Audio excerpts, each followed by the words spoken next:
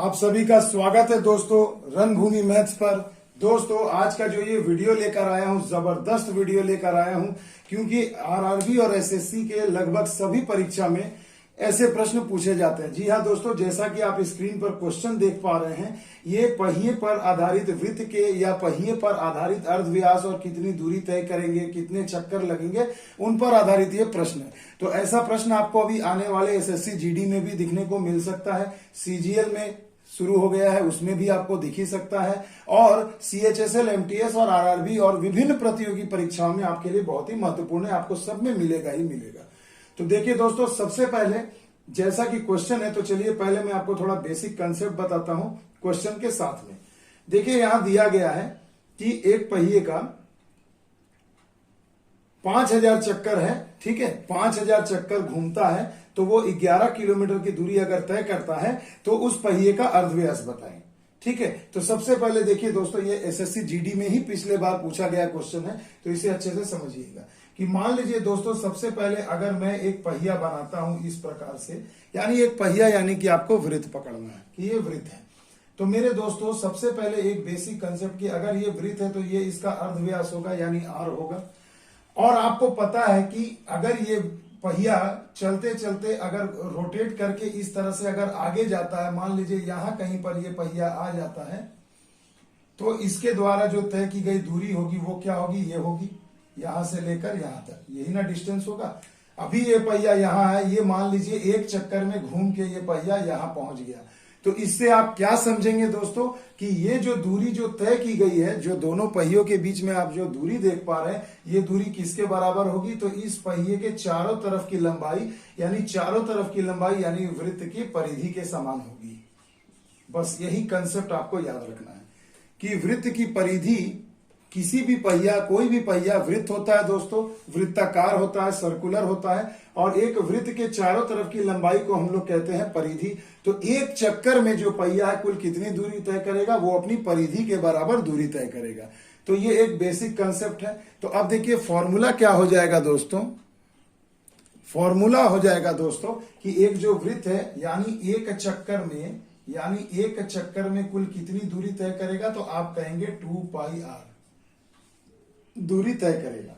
तो इससे अब आपको याद रखिए, 500 चक्कर बोले या 5000 चक्कर बोले, आप सिंपली मल्टीप्लाई करोगे तो दूरी निकलेगा। तो इससे एक बेहतरीन फॉर्मूला का जन्म हो गया, यानी हमें पता चल गया कि दूरी बराबर क्या होता है, 2πr और इनटू चक्करों की संख्या यानी नंबर ऑफ रोटेशन, चक्करों की संख्या।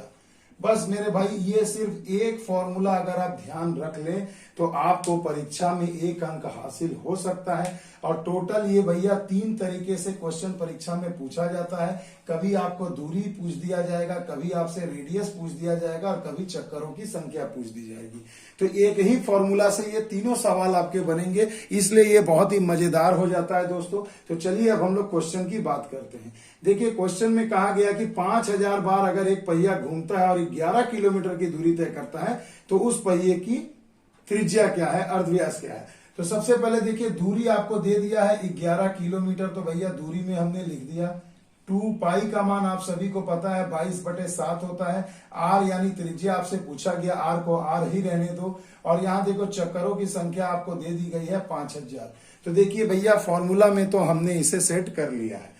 अब हमें देखिए ऑप्शन में, आप देखिए जो त्रिज्या दी गई है, ये सभी ऑप्शन आपको सेंटीमीटर में दिया गया है, यानी कि यहाँ जो किलोमीटर है इसे हमें किस में बदलना है दोस्तों, तो सेंटीमीटर में बदलना है। तो देखिए भैया आपको पता है 1 किलोमीटर बराबर होता है 1000 मीटर, तो 1000 से गुणा कर दिया हमने। और फिर आपको पता है कि 1 मीटर बराबर होता है 100 सेंटीमीटर, तो इसे फिर आप 100 से गुणा कर दीजिए। तो देखिए ये पूरा का पूरा बन गया भैया सेंटीमीटर। ये कितना हो जाएगा, 2 गुणे में 22 बटे में 7 इंटू r इंटू 5000। तो अब देखिए ये बहुत ही बेहतरीन तरीके से हमने आपको समझा दिया। अब कुछ भी नहीं करना, आपको सिंपल यहाँ पर 0 को कैंसल आउट करते जाइए। देखिए कट गया। अब आपको क्या करना है, ध्यान दीजिएगा। देखिए 11 से ये 22 कट जाएगा 2 बार में, 7 ऊपर आ जाएगा, इंटू 100 हो जाएगा, और ये 2 दूना 4 और 4 पंजे 20 आपके इधर आ जाएंगे। तो यही हो जाएगा r का मान। तो देखिए r का मान अब आपको दिख रहा होगा कि 20 × 5 = 100 यानी 7 × 5 = 35, और इकाई क्या था भैया, हमने सबको सेंटीमीटर में बदला था, तो 35 सेंटीमीटर इस प्रश्न का सही जवाब हो जाएगा। तो आ गई बात समझ में। तो देखिए एक ही वीडियो में मैंने आपको बेसिक कंसेप्ट भी बता दिया, परीक्षा में आए हुए प्रश्न भी बता दिया, और इसी को कितने तरीकों से पूछा जा सकता है वो भी बताने जा रहा हूं। तो है ना मजेदार वीडियो। तो देखिए दोस्तों, बहुत परीक्षा के पॉइंट ऑफ व्यू से आपके लिए जबरदस्त वीडियो हर दिन ला रहा हूं, तो प्लीज इसे शेयर करिएगा, लाइक करिएगा, कमेंट करिएगा। आइए चलते हैं अगले प्रश्न की ओर। तो जैसा कि दोस्तों आप दूसरा क्वेश्चन स्क्रीन पर देख पा रहे हैं, देखिए इस प्रश्न में कहा गया है कि एक पहिए का व्यास यदि 84 सेंटीमीटर है तो 16 चक्करों में यह कितनी दूरी तय करेगा। यानी भैया फॉर्मूला पहले लिख लो। देखो मैं फिर से लिख रहा हूं, डिस्टेंस इक्वल टू होता है 2 पाई आर और इंटू एन में लिख दे रहा हूं, यानी नंबर ऑफ रोटेशन, यानी चक्करों की संख्या को एन लिख देते हैं। अब देखिए कुछ नहीं करना, जो डेटा दिया बिठा दीजिए, जो बच गया उसका मान निकाल देना है ना मजेदार ट्रिक दोस्तों। तो देखिए यहां पर हो जाएगा, व्यास दिया है 84, तो सबसे पहले देखो व्यास 84 है तो अर्ध व्यास क्या होता है, व्यास का आधा होता है, यानी 2 चौके 8, 2 दूनी 4, यानी 42 सेंटीमीटर निकल जाएगा आर का मान। तो हड़बड़ी में यहाँ आर की जगह 84 मत बैठा देना दोस्तों, ध्यान से देखो, व्यास का आधा अर्ध व्यास होता है। तो भैया डिस्टेंस पूछा जा रहा है कि कितनी दूरी तय करेगा, यानी आपसे डी निकालने को कहा गया है, और 2 है, पाई का मान आपको पता है 22/7 होता है, आर का मान अभी आपने ज्ञात किया 42 सेंटीमीटर, है ना। और कितने चक्करों में, चक्करों की संख्या दे दी गई है 16, तो 16 से गुणा कर दीजिए, हो गया भैया सिंपल, 7 छके 42। अब देखिए गुणा कर लीजिए, 6 दूनी 12, गुणे में 22 और गुणे में 16, तो इतनी जो दूरी तय करेगा यही आपका प्रश्न का जवाब हो जाएगा, है ना। तो अब ऑप्शन में आपको देखना है कि अगर सेंटीमीटर में है तो सिंपली आप इसे मल्टीप्लाई कर दो, वही आंसर हो गया। अगर मीटर में दिया रहेगा तो भैया 100 से डिवाइड कर देना।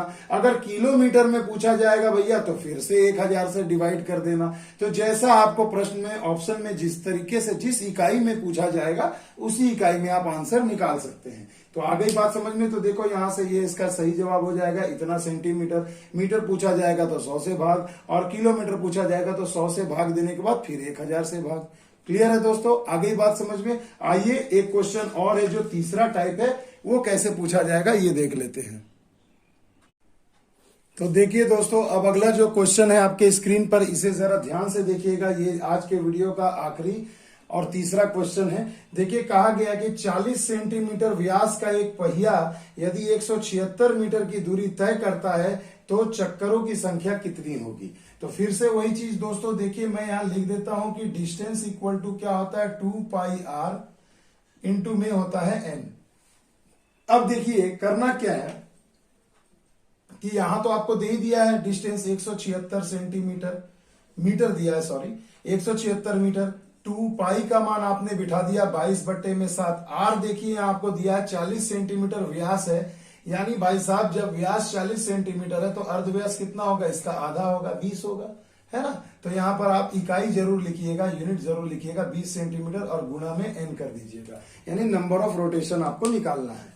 तो अब देखिए भाई, अब अगला लाइन क्या होगा, तो देखियो ये मीटर है और ये सेंटीमीटर है, तो इकाई हमेशा सेम कर लीजिएगा।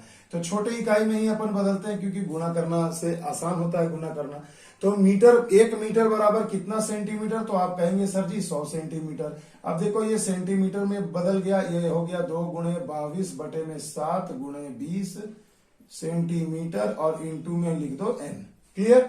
अब देखो सेंटीमीटर सेंटीमीटर कैंसल, 20 पचे में 100 कैंसल, ये 22 से 8 बार में जाएगा, 8 दूनी 16 और 1 17, 8 बार में। ये देखो कट गया, 2 चौके 8 बार में कितना हो गया, 5 चौके 20, और ये नीचे 7 इधर जाएगा, ऊपर हो जाएगा, यानी नंबर ऑफ रोटेशन हो जाएगा 140।